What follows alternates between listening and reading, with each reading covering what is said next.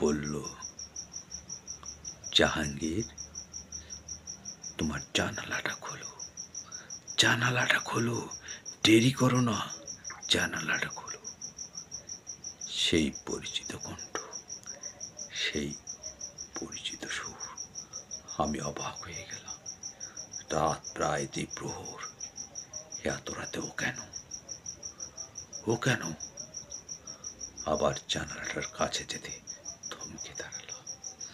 ওই ছোট্টবেলায় দাদিমা গল্প শুনিয়েছিল, ভূতেরা দুইবারের উপর ডাকে না, তারা কখনোই তিনবার ডাকে না।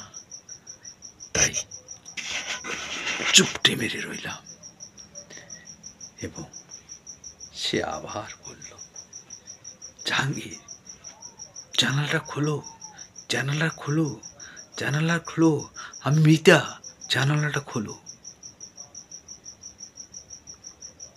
তখন আমি আস্তে করে জানলাটা খুললাম। আমার ঘরে চলছিল পল্লী বিদ্যুতের সেই ছোট্ট ড্রিম লাইট। ওই আলোটি জানালার ফাঁক দিয়ে তার মুখের উপর চেয়ে পড়ল। অবাক চোখে তাকালাম। সত্যি মিতা এসেছে। ও আমার দিকে রাগান্বিত চোখে বললে, কি দেখছো, তাড়াতাড়ি খোলো। আমি চলে এসেছি। আমি হতভম্ব হয়ে গেলাম। ও বলে কি, একবারে বাড়ি ছেড়ে চলে এসেছে। ও বলছে, আমি প্রত্যুত্তর করতে পারছি না, শুধু ওর দিকে চেয়ে দেখছি ওইসব কি বলছে। তাৎক্ষণিক যে শব্দটা সে ব্যবহার করল, তাতে আমি অবাক হয়ে গেলাম। ও আমাকে বলল,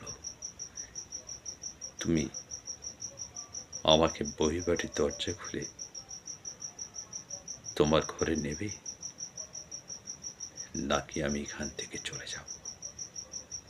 হ্যাঁ, তুমি যদি আমাকে তোমার ঘরে না নাও, তা আমি চলে যাব।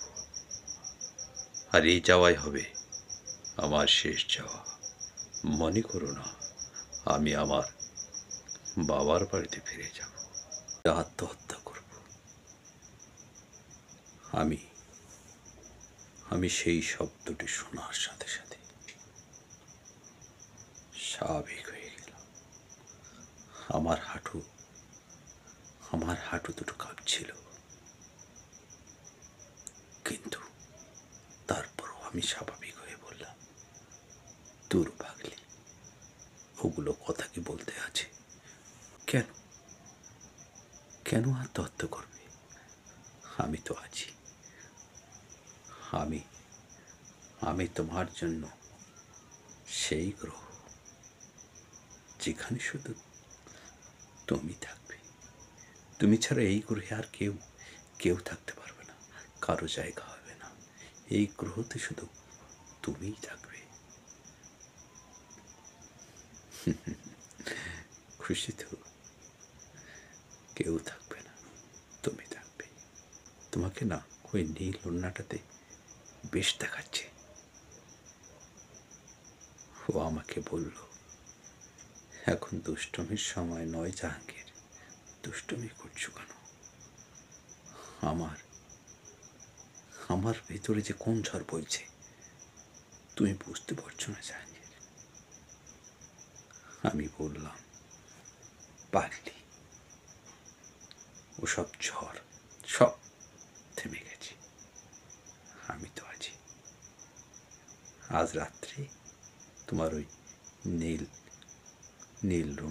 ঘুমটা দিয়ে তোমাকে ঘরে তুলব, আর কাল সকালবেলা আমার মা বাবা ঘুম থেকে ওঠার পর তোমাকে বিয়ে করব। ব্যাস, খুশি তো?